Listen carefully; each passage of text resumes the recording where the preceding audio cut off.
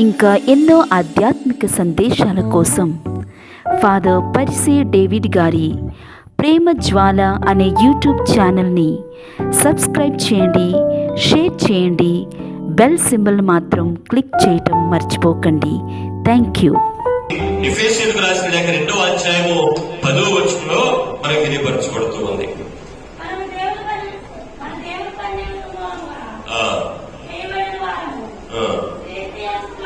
క్రీస్తు యేసు ద్వారా సత్కార్యములు చేయు జీవితములకై ఆయన మనలను సృజించెను. ఆయన ఎందుకు మనల్ని సృష్టించాడంట? ఎందుకు సృష్టించాడు? ఆయన తెలుసుకోవాలి, ఆయన ప్రేమించాలని, సేవించాలి. అంటే ఆయన సేవించడం అంటే సత్క్రియలు చేయటం, ఈ లోకంలో మంచి కార్యము చేయటం, ఈ లోకంలో దేవునికి తగిన బిడ్డలుగా జీవించడం. దేవునికి తగిన బిడ్డలుగా జీవించడం అంటే సత్క్రియలు, మంచి కార్యములు చేయడం, మంచి కార్యములు చేపట్టడం.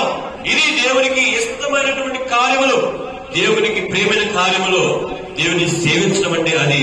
అందుకోసమే దేవుడు మనల్ని ఈ లోకములో సృష్టించి ఉన్నాడు. ఈ లోకంలో మనకు కలిగించి, అంతేగాని మన ఇష్టానుసారంగా జీవించడానికి కాదు. మన ఇష్టానుసారంగా పాపముల మీద పాపములు కట్టుకొని దేవునికి విరుద్ధంగా, దేవునికి ఇష్టమైన వారముగా, ఇష్టమైన కార్యములు చేసుకుంటూ ఉండడానికి కాదు, ఎలా పడితే అలా జీవించడానికి కాదు. మేము స్వతంత్రులు కాబట్టి, దేవుడు మమ్మల్ని స్వతంత్రులు చేశాడు కాబట్టి మా ఇష్టానుసారంగా జీవిస్తాము అని అనుకుని జీవించడానికి కాదు దేవుడు మనల్ని సృష్టించడం.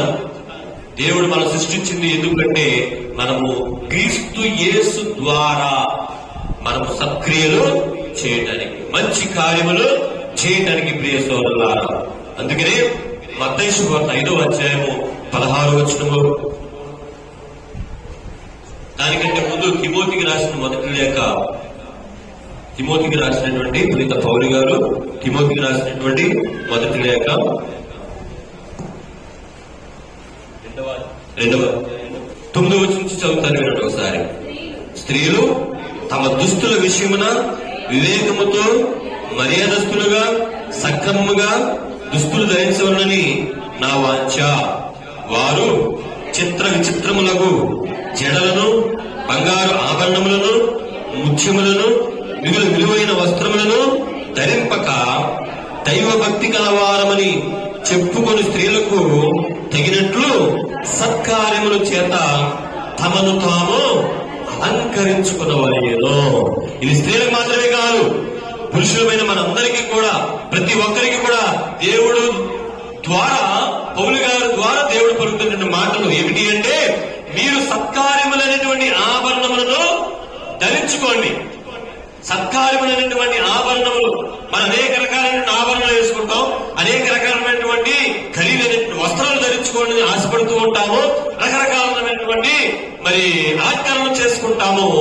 కానీ పౌలు గారు ఏం చెప్తున్నారంటే, సత్కార్యములు అనేటువంటి ఆభరణములను ధరించుకోండి.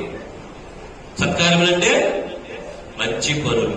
సత్కార్యములు అంటే మంచి పనులు, మంచి పనులు అనేటువంటి అలంకరణలు, మంచి పనులైనటువంటి ఆభరణములు మీరు ధరించుకోవాలి అంటూ ఉన్నాడు. అలాగే మత్తయి శుభవార్త 5వ అధ్యాయం 16వ వచనంలో,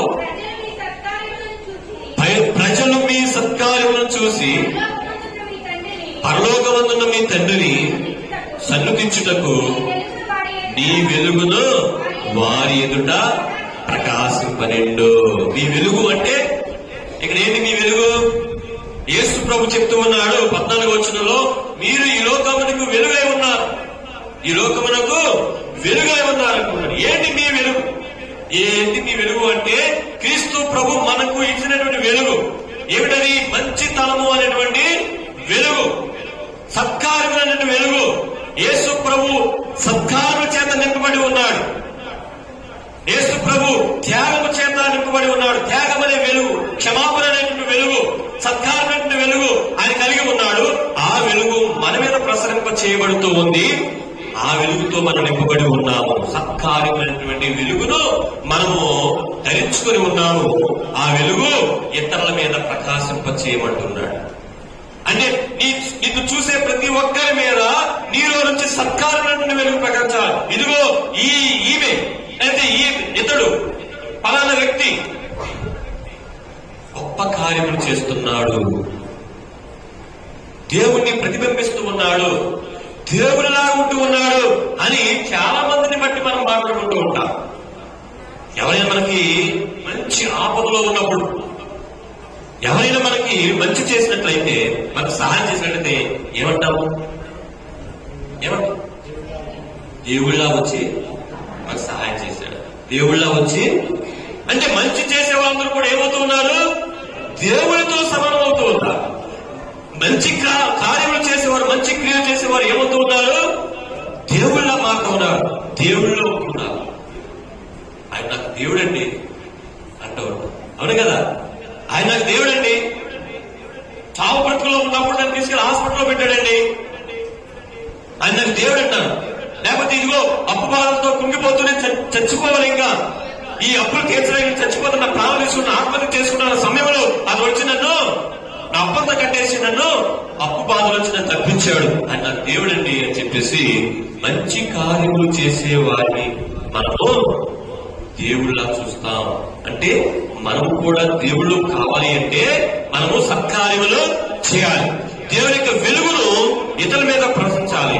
నీ సత్కారాన్ని బట్టి దేవుణ్ణి తెలుసుకోవాలి, మీ సత్కారాన్ని బట్టి దేవుణ్ణి తెలుసుకోవాలి, దేవుణ్ణి మహిమపరచాలి. మీ మంచి పనులు బట్టి వీళ్ళు క్రైస్తవుడేనా, వీళ్ళు క్రైస్తవుడేనా, అసలు ఏంటి ప్రవర్తన, ఏంటి వీళ్ళ మాటలు, ఏంటి వీళ్ళు తిరుగుడేంటి అని చెప్పేసి మనం అంటూ ఉంటాం కదా. చాలా మంది చూసి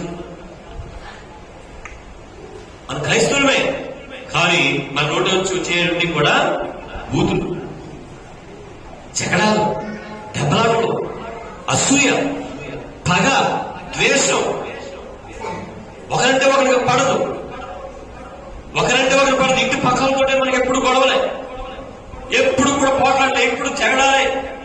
కొంతమంది ఉంటారు ఎప్పుడు కూడా తిరుగుతూనే ఉంటారు, మోసాలు చేస్తూ ఉంటారు, వ్యభిచారం చేస్తూ ఉంటారు, మేము క్రైస్తవులు చెప్పుకుంటారు, దొంగతనాలు చేస్తూ ఉంటారు, అనేక రకమైనటువంటి చెడు మార్గం జీవిస్తూ ఏమంటారు? వచ్చి మేము క్రైస్తవులు అంటాం, మేము క్రైస్తవం అని చెప్పుకునేటువంటి అర్హత నీలో ఉందా? ఒకసారి నీవు పరిశీలన చేసుకో. నీ కార్యములు బట్టి దేవుడు మహిమపరచబడుతున్నాడా? నువ్వు చేసే పనులు బట్టి దేవుడు మహిమపరచబడుతున్నాడా? నువ్వు మాట్లాడే మాటలు బట్టి దేవుడు మహిమపరుస్తున్నాడా? కొంతమంది చూస్తూ ఉంటాం, ఏ పని చేసినా సరే, ఒక సైకిల్ కొనుక్కున్నారనుకోండి, దేవుడి వల్ల దేవుడు మాకు ఒక సైకిల్ ఇచ్చాడండి, మేము కొనుక్కున్నామని చెప్పరు. ఏం చెప్తారు? దేవుడు మాకు సైకిల్ ఇచ్చాడండి, దేవుడు మాకు ఇల్లు ఇచ్చాడండి, మా అమ్మాయి వివాహం చేశాడండి అని చెప్పి దేవుడు చేశాడని దేవుడి పేరు చెప్పుకుంటూ ఉంటారన్నమాట. అంటే వారిని చూసినప్పుడల్లా కూడా దేవుడి మహిమపరచబడుతూ ఉన్నాడు, వారు మాట్లాడుతున్నప్పుడల్లా కూడా దేవుడు మహిమపరచబడుతూ ఉన్నాడు, వారి సాక్ష్యం ఇచ్చినప్పుడల్లా కూడా దేవుడు మహిమపరచబడగలుగుతున్నాడు. మరి నువ్వు చేసే పనిని బట్టి, నీవు మాట్లాడే మాటలను బట్టి దేవుడు మహిమపరచబడుతున్నాడా? నీ స్థాయిని బట్టి దేవుడు మహిమపరచబడుతూ ఉన్నాడా? మనం ఆత్మ పరిశీలన చేసుకోవాలి. ప్రియ సహోదరి సహోదరుల, ఎప్పుడైతే ఈ సత్కార్యములను మనం ప్రకట పెడతామో మనము పాపం అంటే ఏంటి? దేవుడు చెప్పినట్లుగా చేయకుండా ఉండడం, అవును కదా?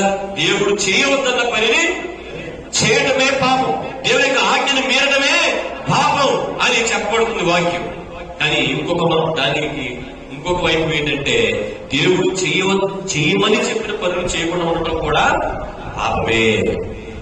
దేవుడు చేయమని చెప్పినటువంటి పనులు చేయకుండా ఉండటం కూడా పాపమే. ఏంటా పనులు అంటే? సత్కార్యమే, మంచి పనులే. నీ తోటి వారికి, నీ పొరుగు వారికి, నీ ఇరుగు పొరుగు వారికి నువ్వు మంచిని చేయడమే దేవుడు కోరుకునేటువంటిది. దేవునికి ఆశ అదే. దేవుడు సృష్టించింది అందుకే ఈ సమాజం.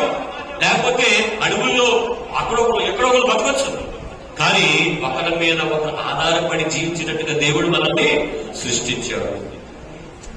నీవు నీ పొరుగు వారికి దేవుడు అవ్వాలి, నీవు నీ తోటి వారికి దేవుడవు అవ్వాలి. అందుకని ఒకసారి మనం విన్నాం, విభూతి బుధవారం రోజున నేను చెప్పే ఉంటాను, మీకు గుర్తుందో లేదో.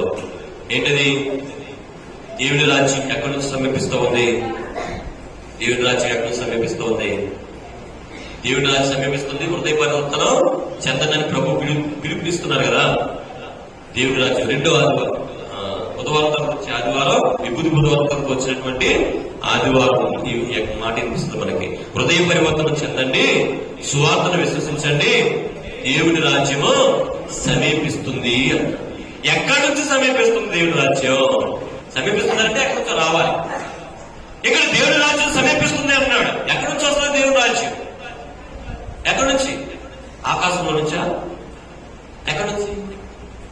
ఎవరి హృదయంలో పరివర్తన కలుగుతుందో వారి హృదయంలో నుంచి దేవుని రాజ్యము సమీపిస్తుంది. Praise the lord, praise the lord, praise the lord, praise the lord, praise the lord.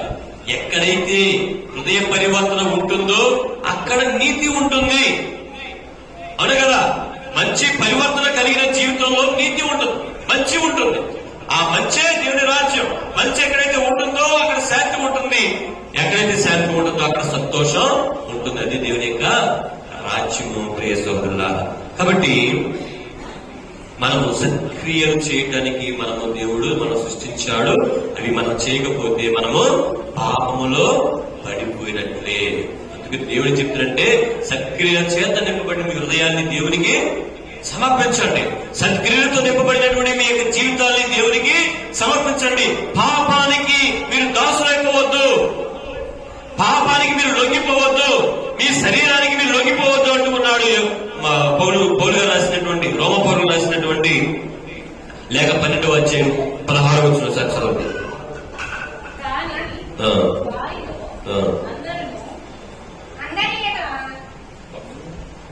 6వ అధ్యాయం 12వ వచనం.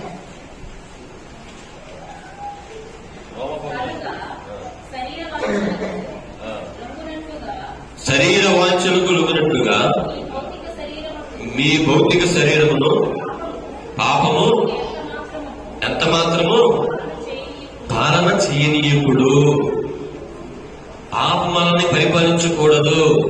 ఎవరు పరిపాలించాలి? ఎవరు పరిపాలించాలి మనల్ని? ఎవరు పరిపాలించాలి మనల్ని? ఆకలిపోతుందా? ఏమ్మా ఆకలిపోతుందా?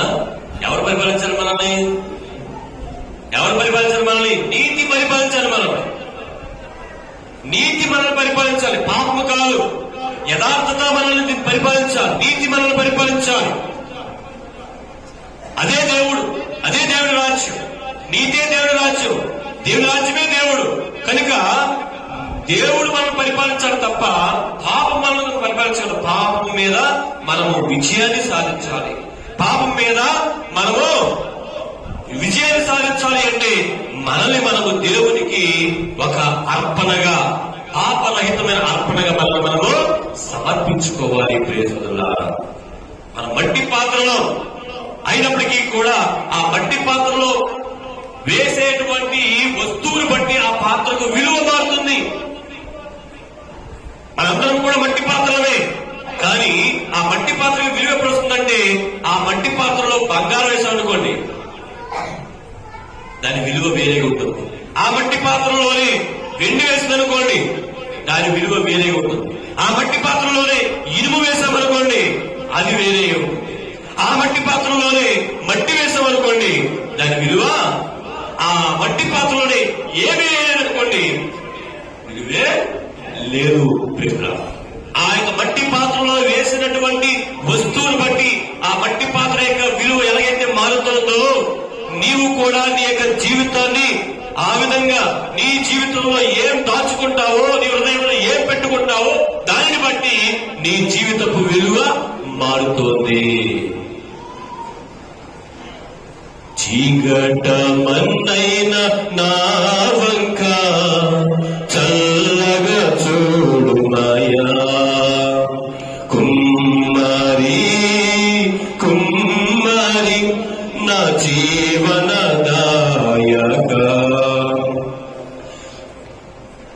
పనికి రాని పాత్రయని త్రోసివేయకుమా, పనికి రాని పాత్రయని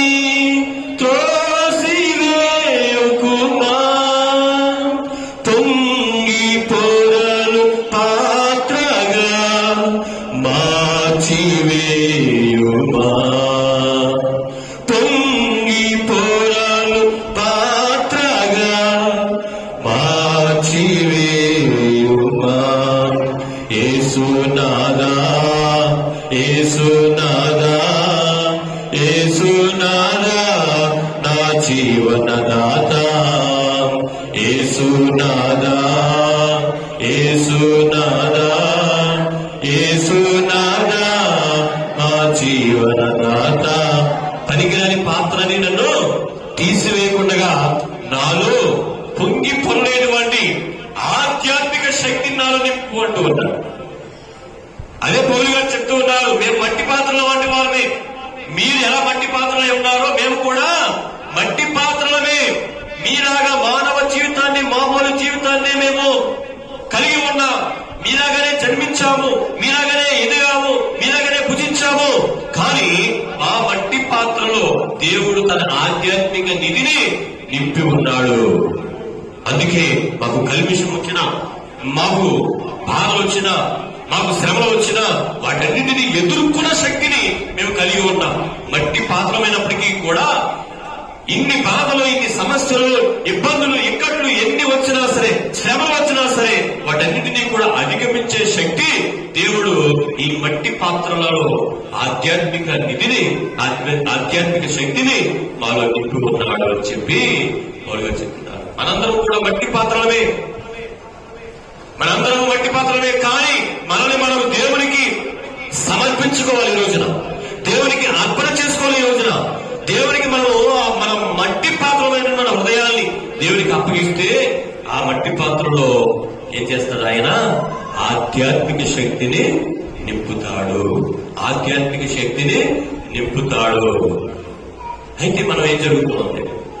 అనేకమైన మాటలు, దేవుని యొక్క సందేశం, దేవుని యొక్క వాగ్దానాలు, ఇదిగో మీరు ఎలా జీవిస్తే మీరు ఎలాంటి వాగ్దానాలు మీరు పొందుతారని, ఎలాంటి భాగ్యాలు పొందుతారని దేవుడు గురువుల ద్వారా, ఉపదేశాల ద్వారా, వాక్యము ద్వారా మనకి ఎల్ల వేళలా మనకి తెలియజేస్తూ ఉంటే, ప్రకటిస్తూ ఉంటే మనం వాటిని ఏం చేస్తున్నాం?